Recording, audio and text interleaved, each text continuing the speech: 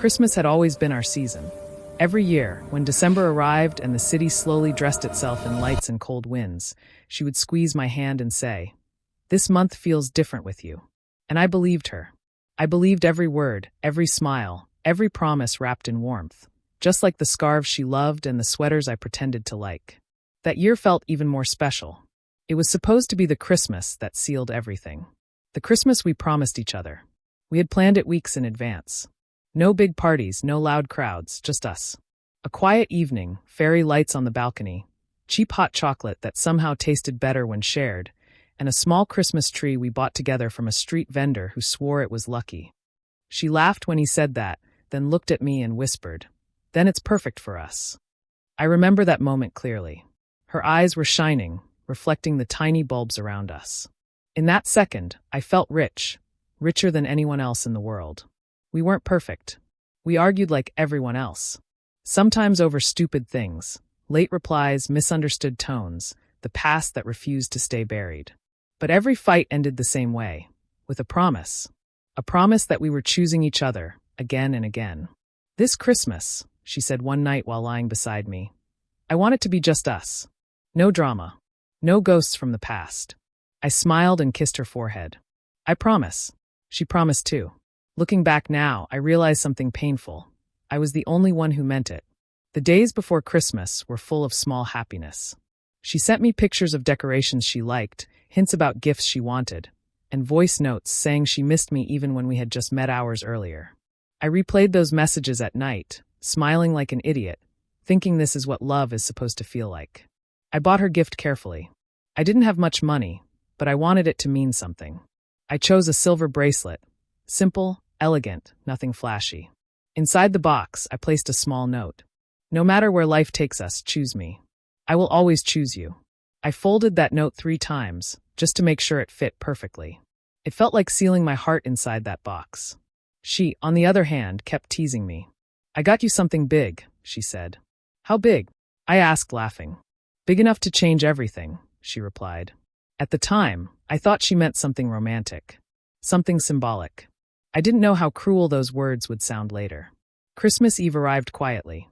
The sky was gray, heavy with clouds that threatened snow but never quite delivered it.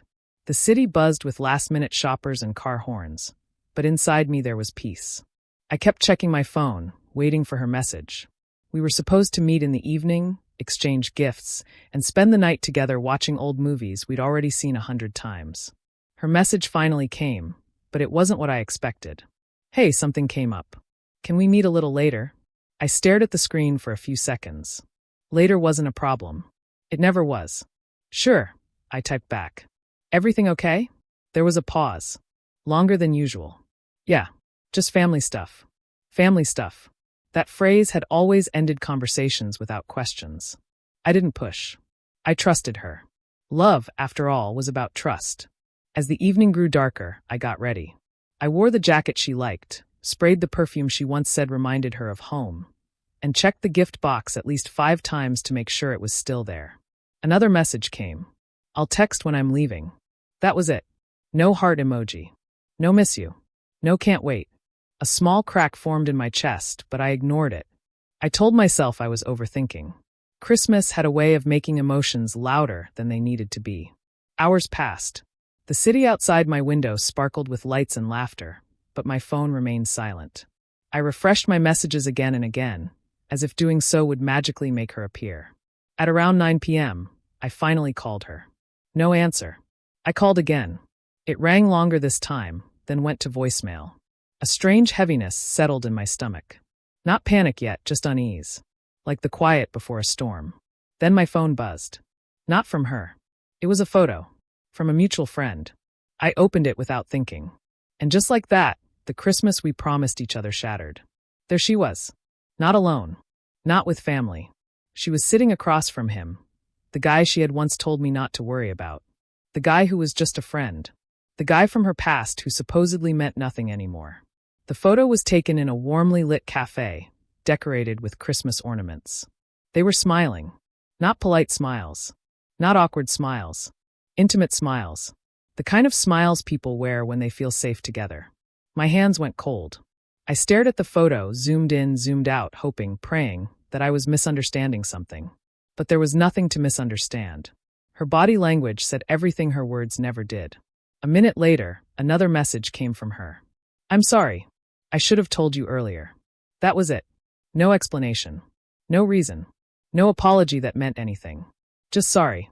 I didn't reply. I couldn't. The gift box lay on my bed untouched. The note inside it suddenly felt stupid, naive. A promise written by someone who believed in forever a little too much. Outside, church bells rang, announcing Christmas night. People were celebrating, making memories, choosing love. And somewhere in a cafe filled with lights and laughter, she was choosing him. I sat there in silence, realizing something that hurt more than the betrayal itself. While I was wrapping gifts and promises, she was unwrapping a past she was never truly done with. That night, I didn't cry immediately. I just sat there, staring at the Christmas tree we had bought together, its lights blinking innocently, unaware of the truth they were witnessing. The Christmas we promised each other had arrived. But I was alone. And instead of gifts, all I had unwrapped was betrayal. The photo didn't disappear when I closed my eyes. It stayed there, burned behind my eyelids. Her smile frozen in time, angled slightly to the left, soft and effortless. The same smile she used to give me when I said something stupid just to make her laugh. The same smile that once made me feel chosen. Except this time, it wasn't mine. I spent that entire night sitting on the edge of my bed, my phone face down beside me like a weapon I was afraid to touch. The Christmas lights on the tree blinked slowly, mockingly, as if they knew something I didn't, or worse, as if they were enjoying my silence. At some point after midnight, my phone buzzed again. Her name. For a second, my heart betrayed me the way she had. It jumped, hopeful and stupid, as if she might say it was all a misunderstanding. As if she might come running back, apologizing, choosing me after all. I picked up the phone. Her. Can we talk? 3 simple words. No emotion. No urgency. Just enough to keep me hanging. I didn't reply immediately. I wanted to. God, I wanted to ask why. I wanted to ask since when. I wanted to ask was any of it real? But instead, I put the phone down again. Because for the first time, I realized something terrifying. If I let her speak, she might explain it so well that I'd forgive her. And I didn't know if I could survive that. The next morning didn't feel like Christmas. The world outside looked the same. Children laughing, families hugging, couples posting pictures with captions about love and gratitude. But my world had shifted. Something fundamental had cracked.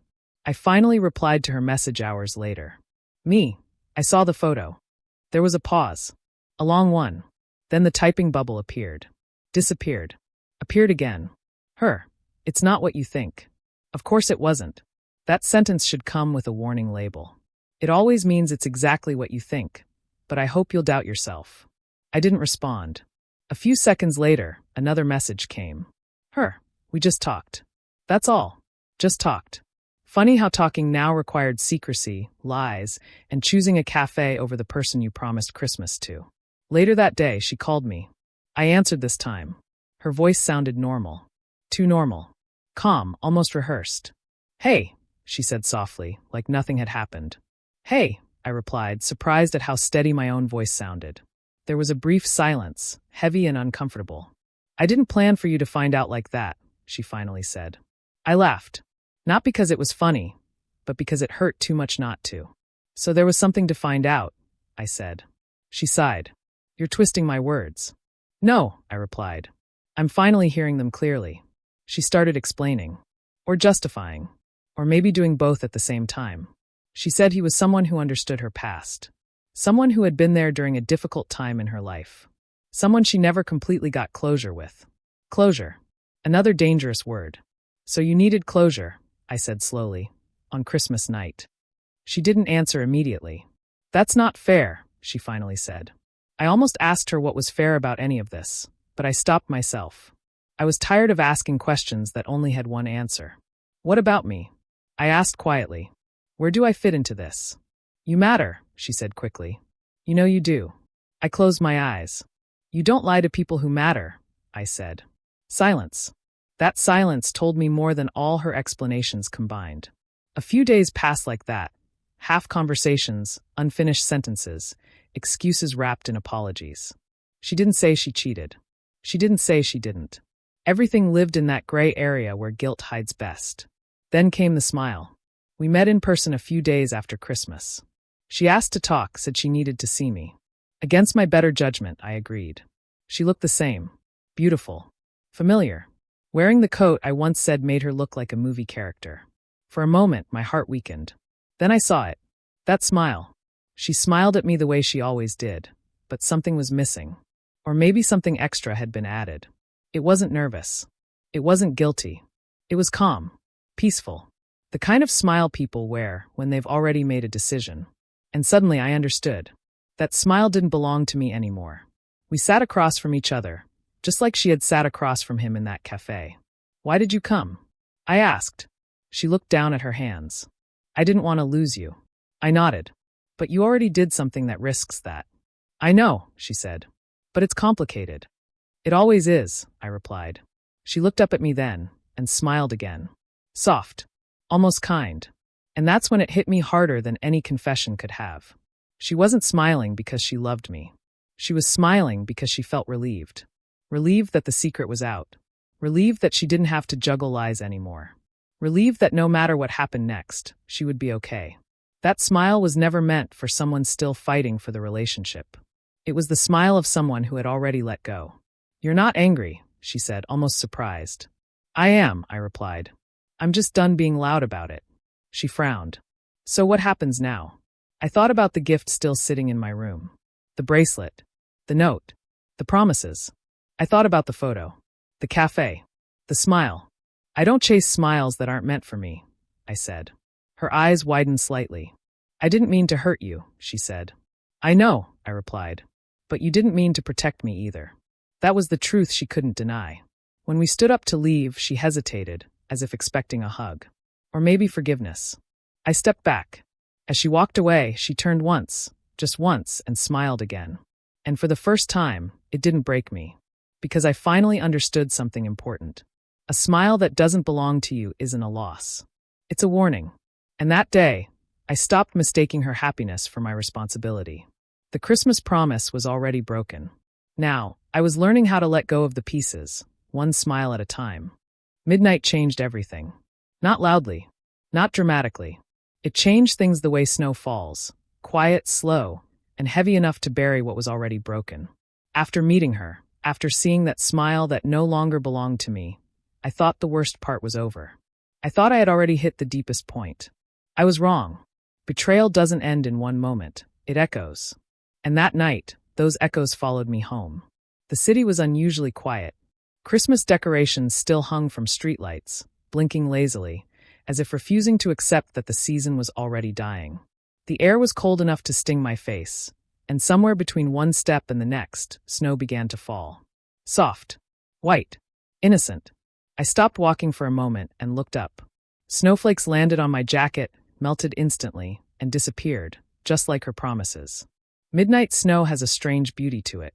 It makes everything look clean, untouched. But I knew better. Snow doesn't erase what's underneath. It only hides it. Just like her lies.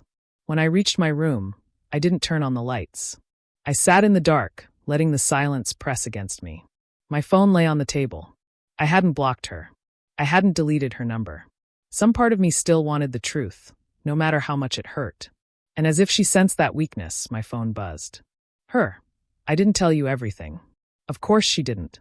I stared at the message for a long time before replying. Me. Then tell me now. There was a pause. Longer than usual.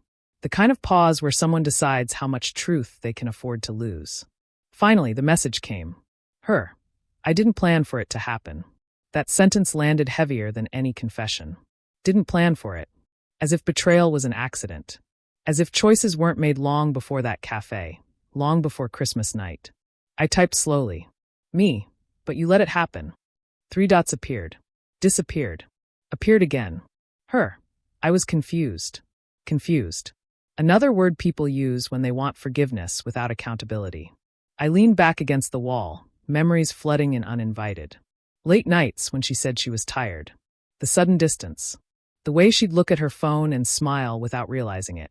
The arguments that ended with her saying, "You're imagining things." Silent lies. They never shout. They whisper. They wait for midnight, when you're alone enough to hear them clearly. Outside, the snow fell harder. Inside, I finally asked the question I had been avoiding. Me, how long? This time, there was no typing bubble. Just silence. Seconds passed. Then minutes. Each second felt like another snowflake settling on my chest. Finally. Her. Longer than you think. I closed my eyes. So it wasn't just Christmas. Christmas was just the moment I caught her. My hands trembled, not with anger, but with disappointment. There's a difference. Anger burns hot and fast. Disappointment sinks in slowly and stays. Me, did you ever stop? Her reply came quickly, too quickly. Her, I tried. That was it. Not I did. Not I chose you. Just I tried. Trying is what you do when you're already halfway gone. Midnight turned into early morning. Snow covered the streets completely now, muting the world. No cars. No voices. Just white silence. And in that silence, the truth finally stood clear. She hadn't betrayed me in one night. She had been betraying me quietly, repeatedly, while smiling at me, while making plans, while promising Christmas. Those were the real lies, the ones spoken without words. I thought about confronting her again, demanding details, asking why him, asking why not me. But then I realized something important. Every answer she could give would only be another layer of snow, covering the damage without fixing it. So instead, I sent one final message. Me, you should have been honest before midnight. She replied almost instantly. Her, I was scared to lose you. I laughed softly, alone in the dark. You lost me the moment you chose silence over truth, I whispered, though she couldn't hear it. I stood up and walked to the window. The streetlight outside glowed warmly, illuminating the falling snow. It was beautiful, peaceful, and for the first time since Christmas night, I felt something close to calm. Not because it didn't hurt, but because I finally stopped lying to myself. Love shouldn't feel like decoding messages. Promises shouldn't dissolve at midnight. And silence should never be louder than honesty. That night, as snow continued to fall and the world slept, I made a quiet decision. One with no announcement, no drama. I would stop begging for truths that should have been freely given. Midnight snow hid the streets, but it revealed her lies. And in that cold, silent clarity, I began to let her go. The gift stayed where I left it. Days passed after our last meeting, but I couldn't bring myself to open that box again. It sat quietly on the corner of my desk, wrapped in silver paper that caught the light every time I entered the room. Funny how something meant to celebrate love could start feeling like evidence of a crime. Proof of how deeply I had believed in something that was already slipping away. I told myself I'd return it. I told myself I'd throw it away. I told myself I didn't care anymore.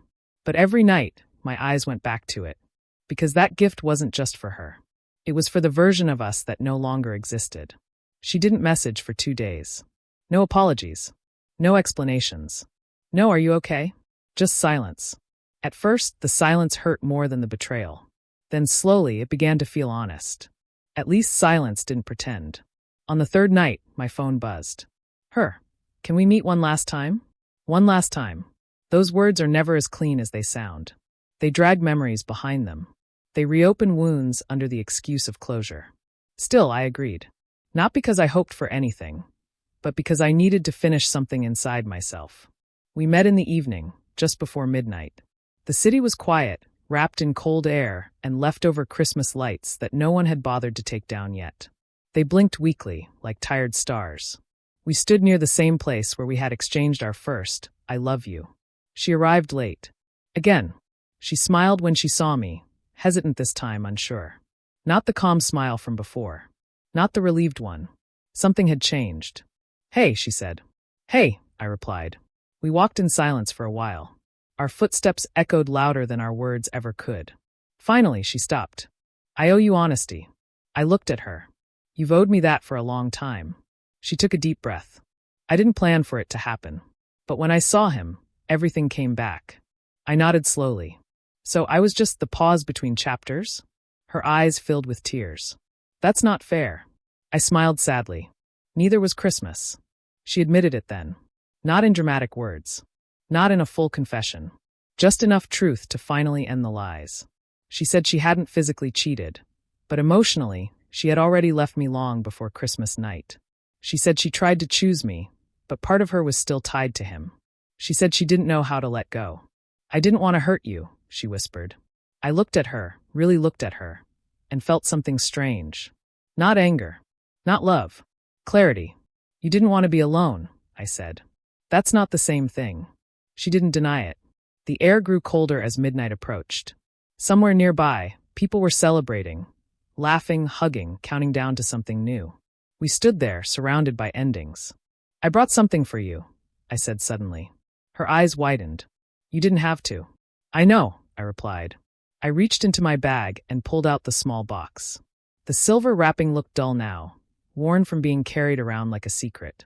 She stared at it, confused. What is this? Your Christmas gift, I said. The one I never got to give. Her hands trembled as she took it. Are you sure? Yes, I said softly. I need you to have it. She opened the box slowly. The bracelet caught the light, simple, elegant, just like I had imagined on her wrist. She smiled faintly, tears slipping down her cheeks. Then she unfolded the note. She read it once. Then again. Her lips parted, but no words came out. Finally, she looked up at me. I don't deserve this. I nodded. I know. That was the moment she broke. I'm so sorry, she cried. I ruined everything. I felt the weight of that apology, but I didn't pick it up. Some things don't get fixed, I said gently. They just end. The clock struck midnight. A new day began somewhere in the world. For us, it was the end of something old. She reached for me as if to hug me goodbye, but I stepped back. This is where we stop, I said. She looked at me through tears. So this is it? Yes, I replied. This is the goodbye. She clutched the gift to her chest like a memory she couldn't return. I hope you find someone who chooses you without hesitation, she said. I looked at her one last time. I hope you stop mistaking comfort for love. She turned and walked away, her figure slowly disappearing into the dimly lit street. I stood there alone, the cold biting through my jacket, but my chest felt strangely light. The gift was gone. So was the hope. And for the first time since Christmas night, I understood something important. Some gifts aren't meant to be kept.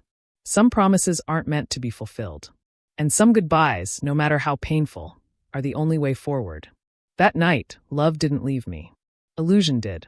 And when the gift became a goodbye, I finally chose myself. The bells started ringing just as I stepped outside. Church bells. Clear, steady, unforgiving. They echoed through the cold night air, bouncing off empty streets and half-lit buildings, announcing something holy, something hopeful.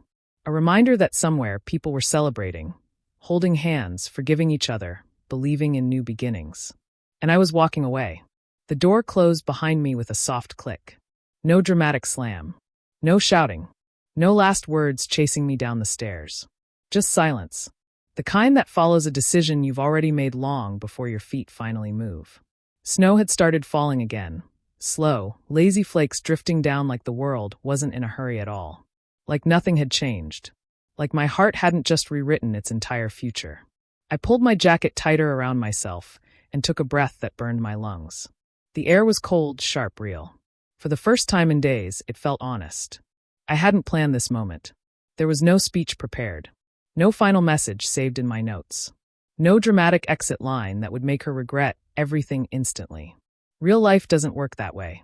Walking away is quieter than people think. It happens when something inside you finally goes still. Just minutes earlier, I had been standing in front of her, listening as she tried to explain things one last time. Not begging, not confessing, just talking, filling the space with words that sounded reasonable if you didn't listen too closely. I care about you, she said. I never wanted to hurt you. I'm just confused. Confusion. Another soft word people use when they don't want to say the truth out loud.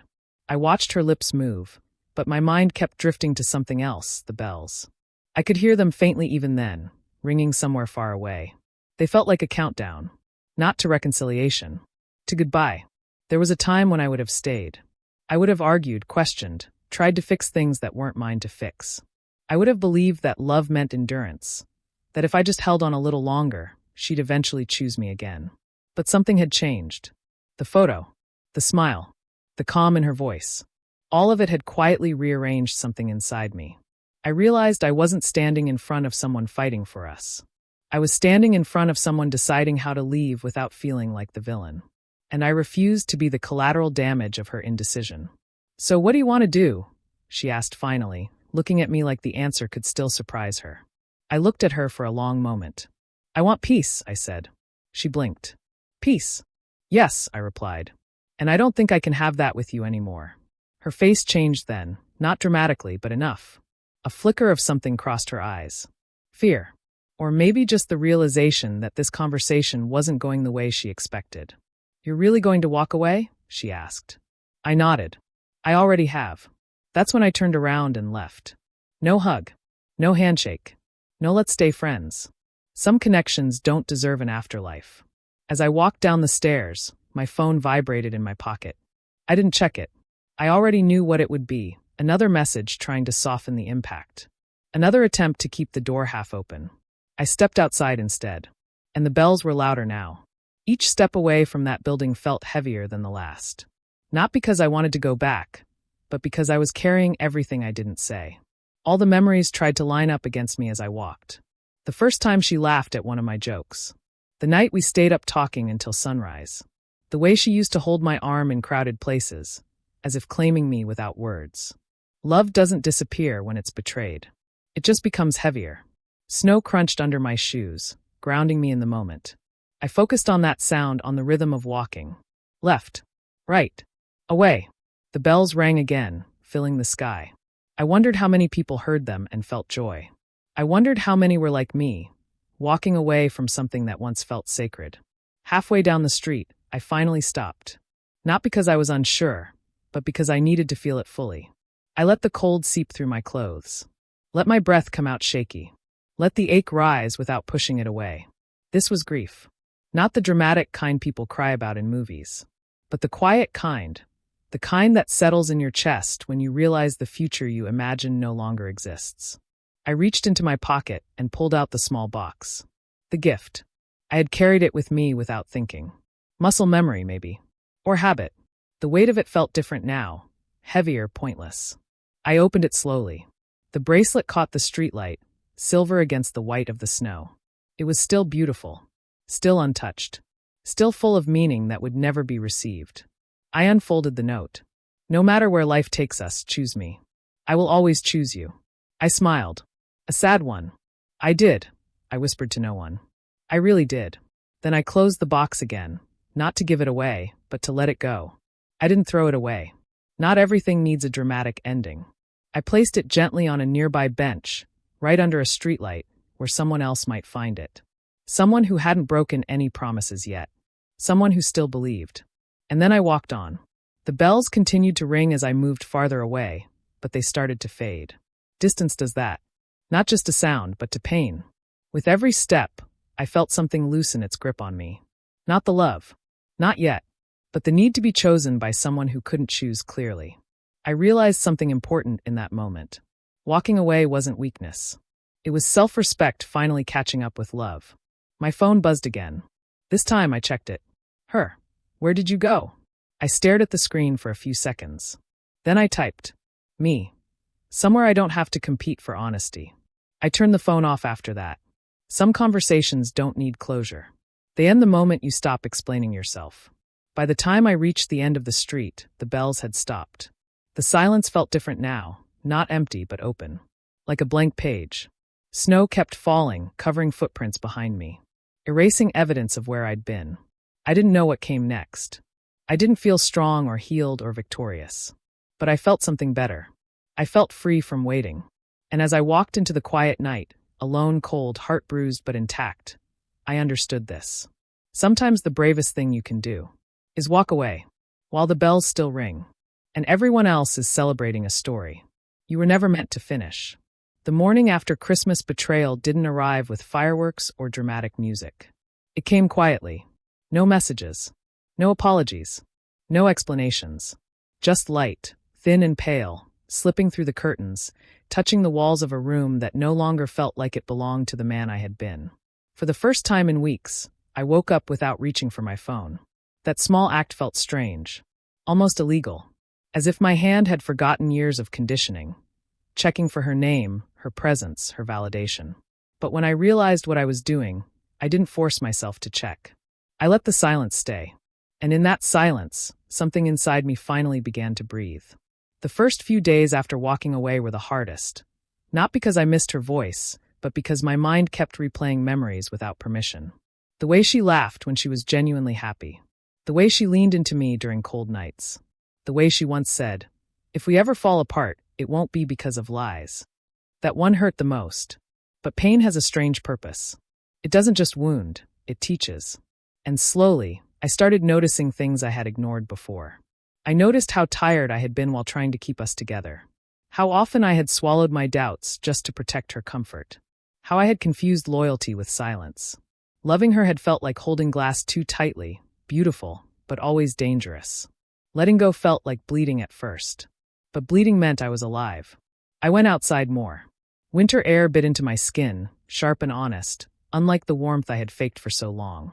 I walked without direction, past cafes, couples, decorations still hanging like ghosts of a celebration that had already ended. At first, seeing happy people hurt. It reminded me of what I lost. Then slowly, it reminded me of what I deserved. One evening, I passed the cafe, the same one from the photo. The place where everything had cracked open.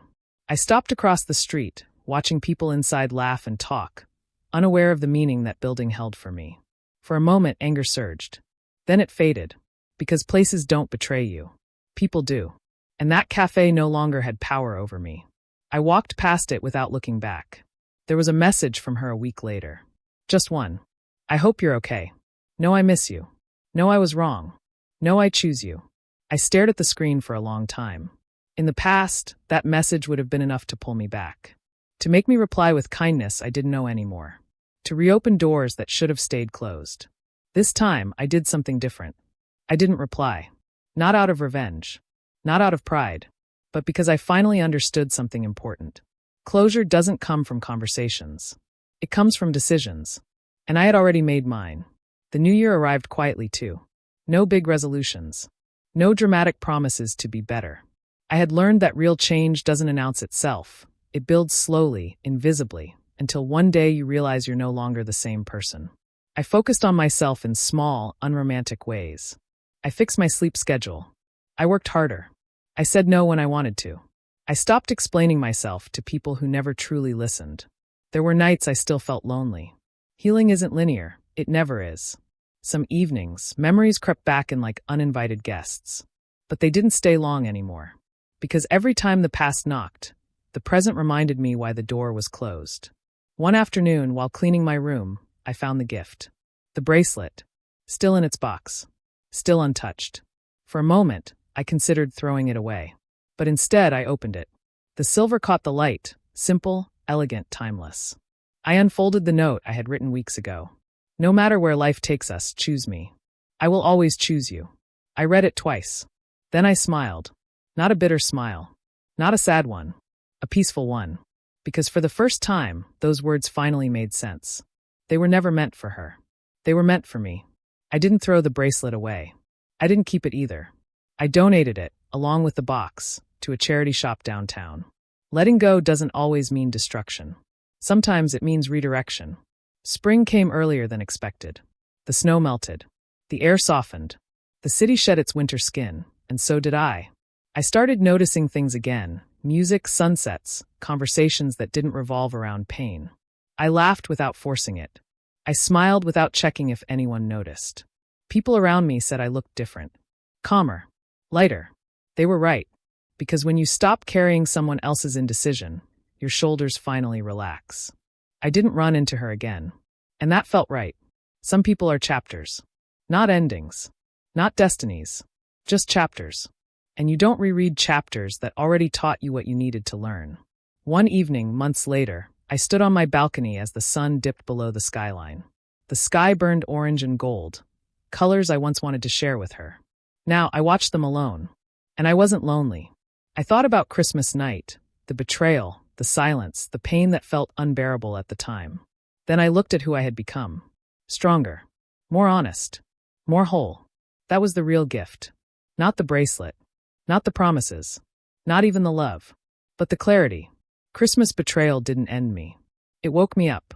It showed me that love without respect is just attachment. That choosing yourself isn't selfish, it's survival. and that sometimes the darkest nights exist only to make the sunrise feel earned. As the last light faded, I whispered something I never thought I'd say, not with anger, not with regret, but with gratitude. Thank you, because losing her helped me find myself. And that was the beginning of everything. Sunrise.